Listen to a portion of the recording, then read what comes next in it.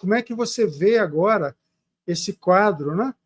Lá do Oriente Médio, em função agora do Trump assumindo daqui a 2 meses?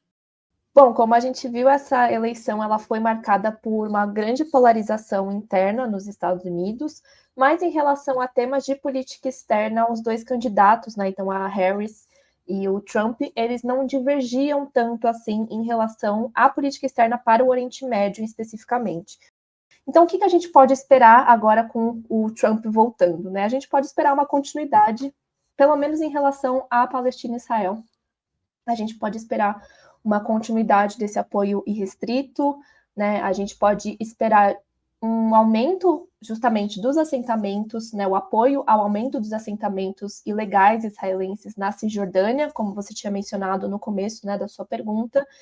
E agora, né, diante do genocídio em Gaza, a gente pode também esperar, talvez, né? Enfim, isso também é especulação, mas é o que a gente tem testemunhado desde os últimos acontecimentos, que é talvez um reassentamento dos colonos israelenses em Gaza, né? Gaza se tornou aí uma terra arrasada, população completamente deslocada, né? Além dos mais de 40 mil mortos, oficialmente, né? Mas aí tem alguns dados estatísticos que mostram que esse número chegaria a 300 mil, né? Contando os que estão desaparecidos sob os escombros e tudo mais. Então, o que a gente pode esperar de linhas bem gerais é uma continuidade dessa política para Israel e Palestina.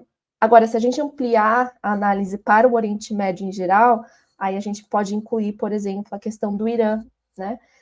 O Irã que, enfim, né, durante a administração do Obama, né, que era um democrata, os Estados Unidos participaram das negociações ali do acordo nuclear, né, junto com alguns países europeus, em 2015, e isso acabou fazendo com que os Estados Unidos parassem, né, ou amenizassem as sanções econômicas que eram aplicadas ali ao Irã, né, que é o grande inimigo de Israel e o grande inimigo dos Estados Unidos no Oriente Médio. O Trump, assim que ele retorna, em 2018, ele passa o primeiro ano ali da presidência, logo em 2018 ele retira os Estados Unidos desse acordo nuclear e reinstaura as sanções, não só apenas reinstaura, como aumenta, né? E o Biden não, né, voltou atrás no acordo nuclear, não teve qualquer postura que indicasse uma negociação diplomática com o Irã, e sim aumentou também as sanções, dando continuidade àquela política externa do Trump.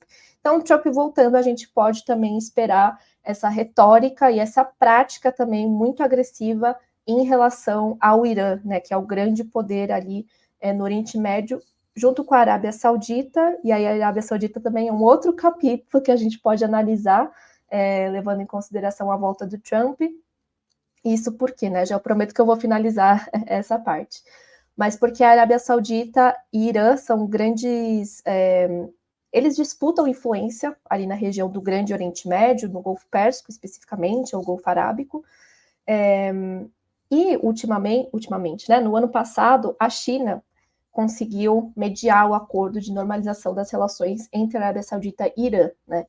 E algo que os Estados Unidos nunca conseguiu fazer, na verdade, nunca quis, né? A ideia da política externa dos Estados Unidos era fomentar essa rivalidade ali entre a Arábia Saudita e Irã. Mas a China agiu por outro lado e conseguiu, né, mediar essas relações. Inclusive, agora, a Arábia Saudita e Irã fazem parte juntos do BRICS Plus, né? E a Arábia Saudita, até ano passado, estava num processo de negociação de normalização das relações com Israel, por parte, né, com mediação ali dos Estados Unidos. Mas com o genocídio em Gaza, a Arábia Saudita, né, se paralisou essas negociações, muito por conta, né, do não apoio a essas ações israelenses, né? Então esse processo está paralisado. E aí o que a gente pode esperar, talvez, pela, né, a política externa do Trump, é difícil dizer, mas eu não acredito que ele vá mudar tanto a política externa iniciada pelo Biden, né? Que na verdade é uma continuação da política externa do Trump. Então, em relação ao Oriente Médio, eu vejo mais, e eu prevejo, né, assim como alguns outros analistas internacionais, prevejo uma certa continuidade da política externa para Israel e Palestina e Irã. Então, você não acredita que ele vai apoiar a anexação da Cisjordânia. Não, eu acredito que sim, porque já é uma tendência dele, mas também é uma figura um tanto imprevisível, né? Então, acho que a gente ainda precisa esperar um pouquinho, ver quais vão ser de fato os planos, diante agora do genocídio em Gaza, né? Então, se ali em 2020, 2019 havia um apoio mais, né, explícito a essa expansão dos assentamentos, agora talvez tenha alguma cautela, mas também tendo a ser um pouco pessimista nesse sentido, né? Afinal, a gente está falando do Donald Trump. Mas a questão, assim, de ter se tornado uma política de Estado, não de governo, eu acho também que se deve à força do lobby israelense, o lobby pró-Israel, porque poucos são os políticos, né, que ousam, né, a fazer ter qualquer posicionamento contra Israel. Não, mas de fato, como você disse, o lobby sionista dentro da política doméstica americana influencia muito a política externa, né?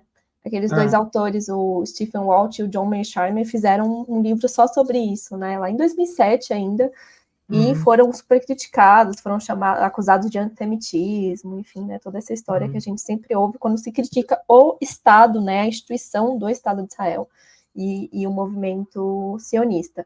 E, de fato, o lobby sionista é muito forte nos Estados Unidos, mas é uma coisa que a gente também, aqui no nosso grupo de estudos, a gente está tentando investigar mais a fundo, né? Se só o lobby é o suficiente para explicar isso, né? Se não teriam outras relações que fortalecem, né, essa postura dos Estados Unidos em relação a Israel.